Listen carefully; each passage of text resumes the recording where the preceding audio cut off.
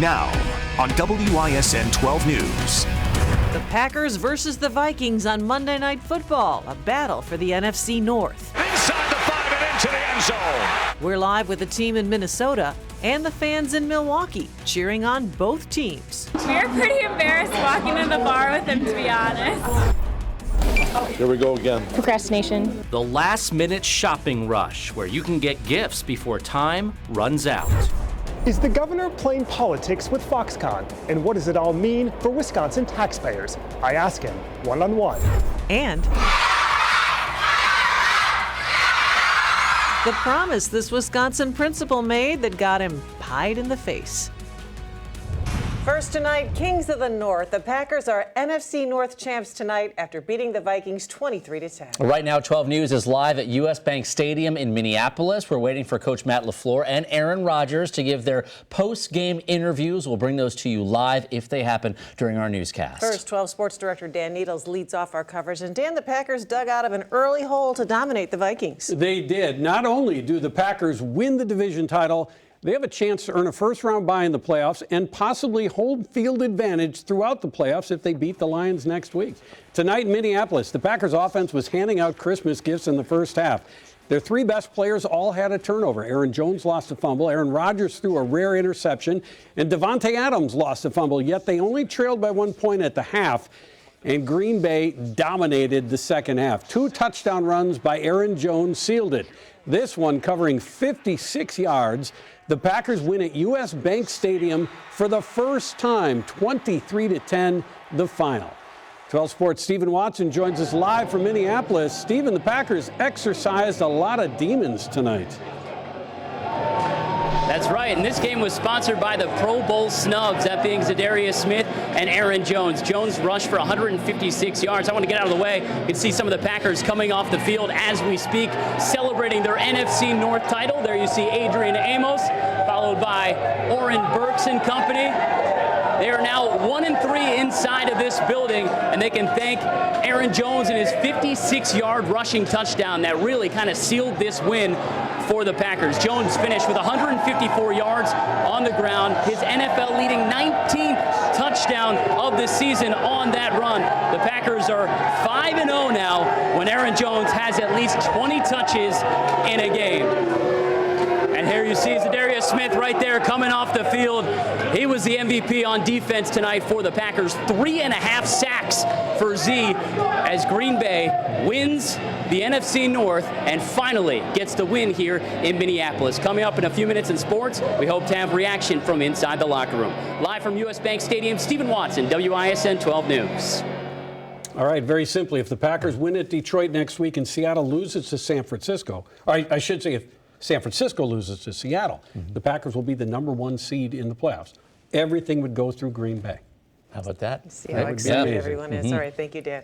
With Wisconsin and Minnesota being neighbors, we found a few Vikings fans in Packers territory tonight. 12 News' Ben Wagner is live on Old World 3rd Street in Milwaukee. Ben, bars and restaurants were hopping tonight.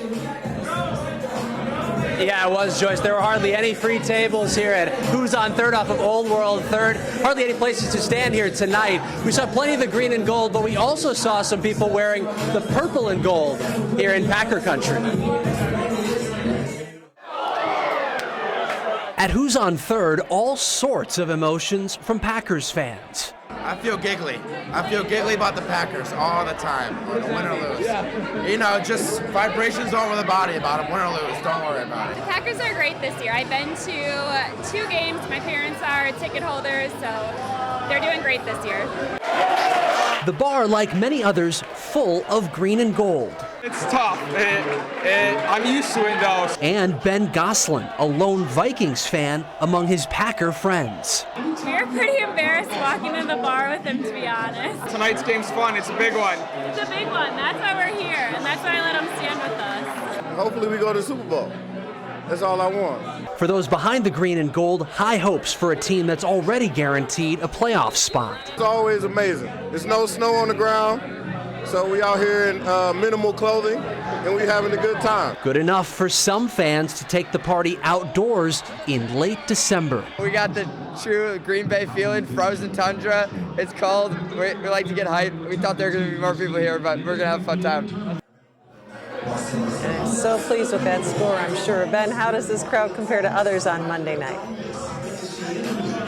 Well, Joyce, we talked with the manager. He said that this is probably the busiest Monday night game they've had all year, and even the crowd here is busier than most of the Packer games, whether it's on Monday, Sunday, or Thursday, or otherwise, Joyce. All right, Ben Wagner reporting live from downtown Milwaukee. We're going to take one more live check-in at the U.S. Bank Stadium in Minneapolis. We will bring you live Packers post-game coverage once someone steps behind the mic. Weather Watch 12 now. We're enjoying some rare holiday heat, if you will. No white Christmas this year, but picnics in the park are pretty good, too. If you don't like the cold and if you don't like the snow, call it an early gift from Mother Nature. Yeah, Mark, we are not done with our warm weather either. No, you heard from the gentleman, minimal clothing. That's all. That's all you need as we head out for tonight. You still need a jacket. It's cool out there. Now, one thing that people have been asking about, you notice on the ground, this is Drexel Town Square. Maybe it's your sidewalk, maybe it's your street, and it looks like it's rained. Well, it's because we were so cold, the ground was frozen, but then you get the warmer air over the top of that, and you get condensation to form. So that's what's been occurring. It's occurring again for tonight. 37 degrees right now, and it really isn't going to drop a whole lot. Another great day on the way for tomorrow if you like it warm. Are we going to get a white Christmas? No, but we might get back to 50. I'll let you know when, coming up in Weather Watch 12. $21.95. Right now, the last-minute Christmas shopping rush is on. 12 News' Sarah Tamer is live at the Kohl's store on 84th and Layton in Greenfield. Sarah, the store is staying open until tomorrow night. It sure is, Patrick. And if you take a look, definitely not as busy as it was earlier, but for sure, still quite a few shoppers taking advantage of those extended holiday hours. Now, I caught up with some of those last-minute shoppers, and they got real about why they waited.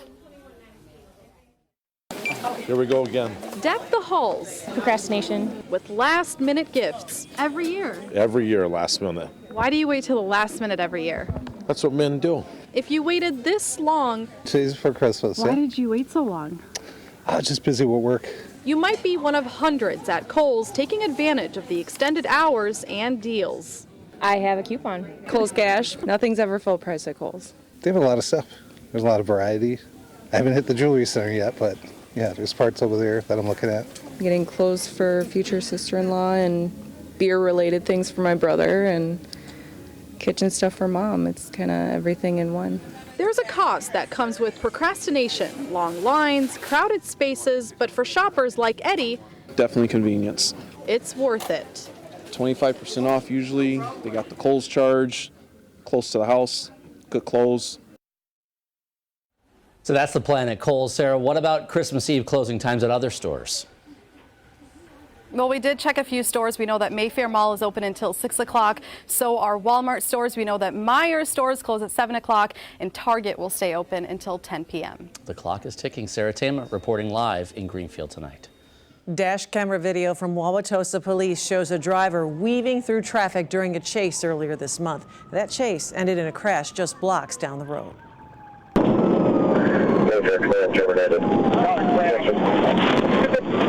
Crash at Keith and Mayfair Road.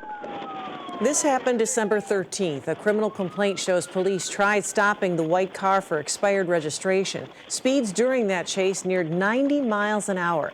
After the crash, medics treated the driver, Demetrius Meeks Jr., for leg injuries. Prosecutors charged him with 2 felonies. The people in the 2 other cars involved in the crash were not hurt.